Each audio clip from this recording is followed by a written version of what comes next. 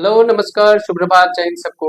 आप सबका अपना YouTube channel elevate English show में स्वागत है। आज हम लोग एक बार फिर से पोएटिक डिवाइस और फिगर स्पीच के पार्ट 2 वीडियो को लेकर उपस्थित हुए हैं।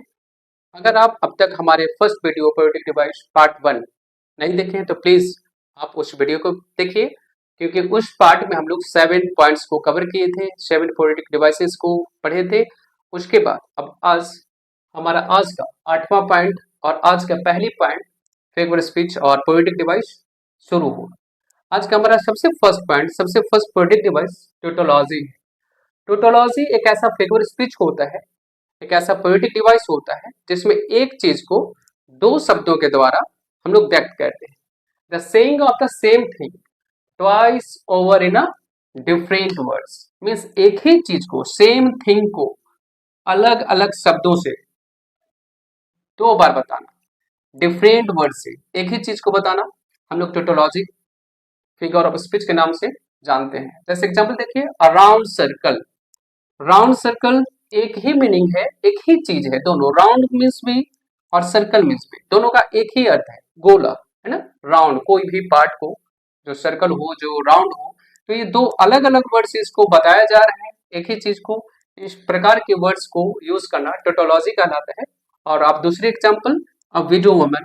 विडो वुमन आप समझ सकते हैं, a widow it means a woman who has whose husband is no more.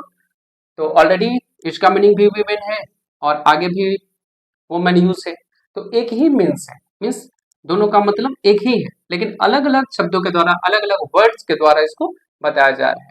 तो इसे हम लोग टोटोलॉजी के नाम से जानते हैं। आज का हमारा दूसरी पॉइंट फिगर स्पीच, दूसरी पोलिटिक डिवाइस पन है। पन बहुत ही आसान समझने के लिए है और जनरली हम रोज हमेशा अपने डेली लाइफ में यूज करते हैं इन सभी को। तो the usually humorous use of a word in such a way as to suggest two और more of its meaning. It means pun एक ऐसा फिगर स्पीच होता है, एक ऐसा पोएटिक डिवाइस होता है जिसमें ऐसे वर्ड्स को यूज किया जाता है जिसके दो मीनिंग हो। इट मींस कंफ्यूजिंग वर्ड, हम श्योर नहीं होंगे, हम कंफर्म नहीं बता पाएंगे कि कौन से मीनिंग को यहाँ बताया जा रहा है, तो ये कंफ्यूजिंग वर्ड होता है। जैसे एग्जाम्पल देखिए, my friend is going to the bank. मेरा दोस्त बैंक जा रहा है। बैंक का दो मीनिंग है। जैसे बैंक एक जहां हम लोग पैसे रुपए जमा करते हैं, एक वो बैंक है, और एक बैंक हम लोग कहते हैं नदी के किनारे को। तो I am not sure and we are not sure that my friend is going which bank. Bank वो रुपए पैसे वाला जा रहा है या फिर नदी के किनारा जा रहा है। तो ऐसे वर्ड को हम लोग पन के नाम से जानते हैं जिसके दो मीनिंग हो या दो से ज्यादा मीनिंग हो। आज का हमारा थर्ड पॉइंट पैराडॉक्स। पैराडॉक्स को हम लोग एंटीमनी के नाम से भी जानते हैं। पैराडॉक्स का दो, आप पैराडॉक्स के नाम से भी जान सकते हैं और नहीं तो फिर एंटीमनी के नाम से भी, कई बार एग्जाम प्रोग्राम में पूछता है, तो आप ये दोनों नाम को याद कीजिए, दोनों नाम को समझिए, दोनों एक ही है, paradox and antimony. It is also known as antimony is a logically self-contradictory statement. It means paradox एक ऐसा फिगर स्पीच, एक ऐसा पोएटिक डिवाइस होता है जिसमें दो अपोजिट, इट मीन्स उल्टा, विरोध करने वाले स्टेटमेंट को एक साथ यूज किया जाता है। Example, war is peace. War it means युद्ध, कभी युद्ध और पीस दोनों अपोजिट है। ये पीस इट मीन्स शांति एंड वार इट मीन्स युद्ध। लड़ाई झगड़ा युद्ध में कभी भी शांति हो ही नहीं सकता।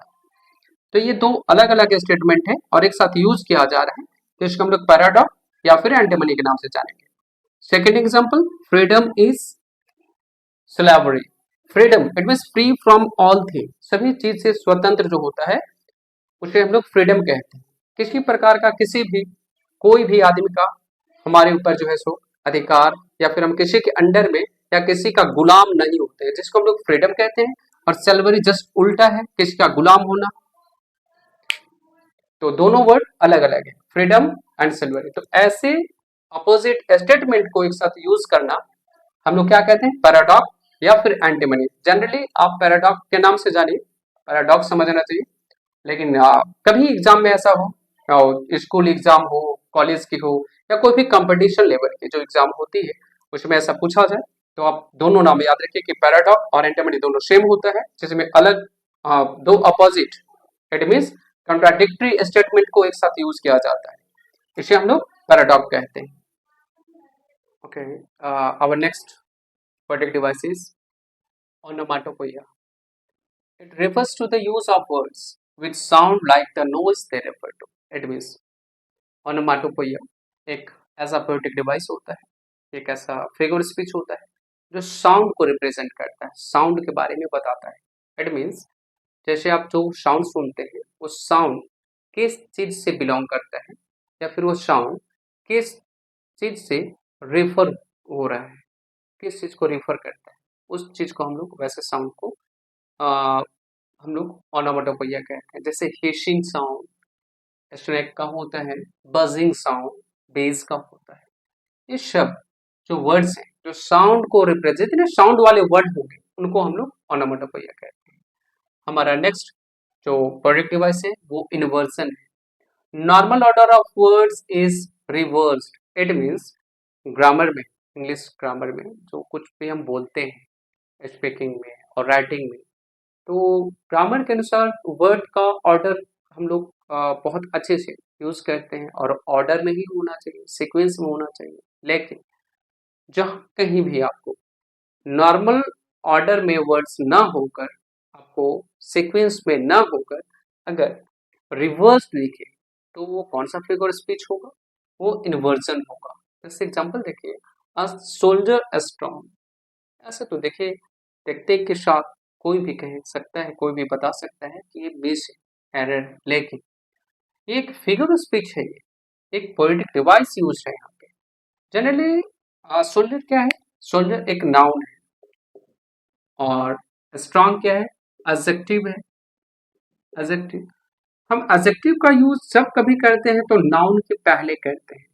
एडजेक्टिव का जब कभी यूज करते हैं तो नाउन के पहले होता है, लेकिन यहाँ देखिए सोल्जर नाउन के बाद एडजेक्टिव यूज हुआ है, ये सीक्वेंस में नहीं है, ये ऑर्डर में नहीं है, एडम से क्या है, इनवर्स है।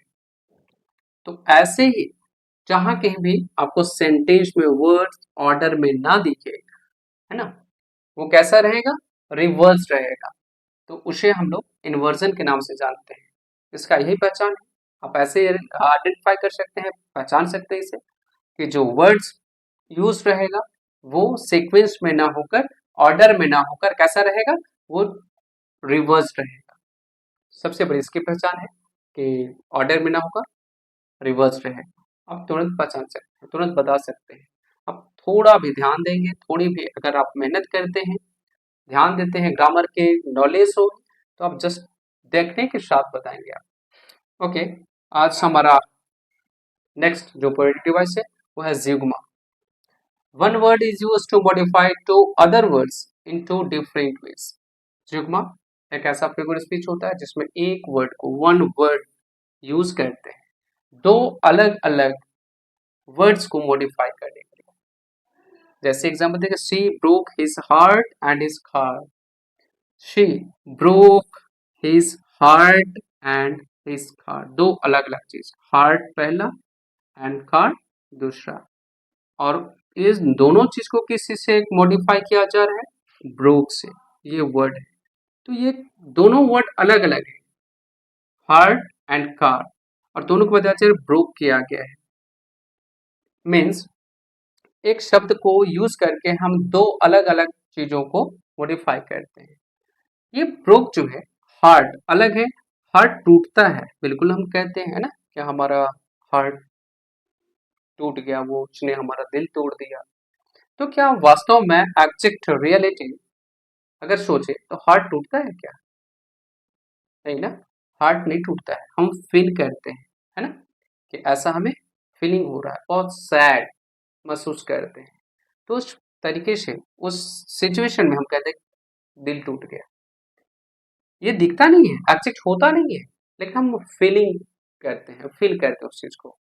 और कार, इस चीज को हम देखते हैं कि कार कहीं यदि बम्प हुआ हो, एक्सीडेंट हुआ हो, भगवान न करे कि ऐसा किसी के साथ हो, लेकिन फिर भी ये टूटता है, लेकिन ये टूटता नहीं, हम फील करते हैं। तो दोनों अलग अलग चीज है, हार्ट अलग है और कार अलग है। और इन दोनों को एक वर्ड से ब्रोक से मॉडिफाई किया जा रहा है, बताया जा रहा है कि दोनों वह उसका दिल और उसका कार को तोड़ दिया।